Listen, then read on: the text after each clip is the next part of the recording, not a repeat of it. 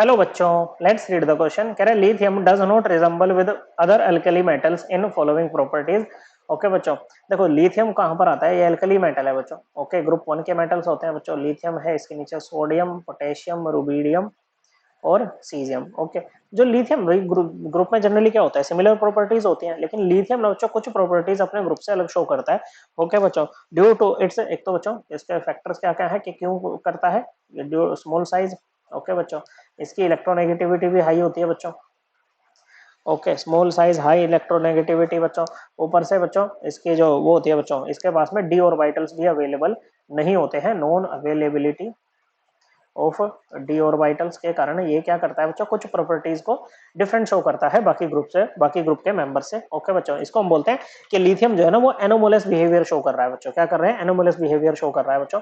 For example, जब हम air के साथ में बच्चों बाकी अल्कली मेटल्स की रिएक्शन कराते हैं, यहाँ पर इनका मतलब है एम, तो ये ना बच्चों केवल ऑक्सीजन के साथ रिएक्ट करते हैं और मेटल ऑक्साइड बना करके हमें देते हैं बच्चों। ओके बच्चों, लेकिन जो लिथियम है ना बच्चों, वो नाइट्रोजन के साथ भी रिएक्ट कर जाता है। एयर में मेनली आपके पास में क्या होते हैं, जो सबसे ज्यादा कंपोजिशन में होते हैं ऑक्सीजन और नाइट्रोजन होते हैं।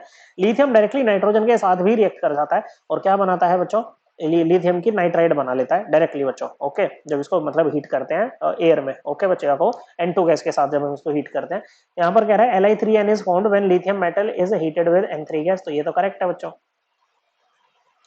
फिर कह रहा है LiCl is predominantly covalent. Okay बच्चों, जो लिथियम क्लोराइड है बच्चों, वैसे तो एक ये मेटल है नॉन मेटल है, इनके बीच में जो कंपाउंड बन रहा है वो कैसा होना चाहिए बच्चों, वो आपका वो होना चाहिए बच्चों, आयनिक होना चाहिए, ये जो ट्रांसफर ऑफ इलेक्ट्रॉन से बनना चाहिए। लेकिन फिर वही बात बच्चों, स्मॉल साइज है, हाई इलेक्ट्रोनेगेटिव है, जिसके कारण ये जो कंपाउंड होता है ना बच्चों, दिस इज कोवेलेंट कंपाउंड। बाकी सारे NaCl हुआ, KCl, RbCl, CHCl, वो आपके क्या होते हैं, आयनिक कंपाउंड होते हैं बच्चों। तो ये भी करेक्ट है बच्चों।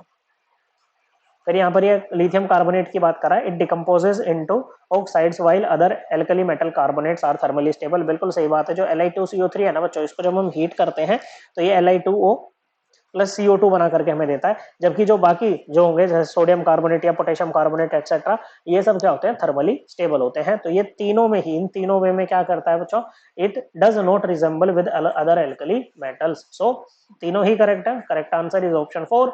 आई होप आपको एकदम क्लियर हो गया होगा। थैंक यू बच्चों।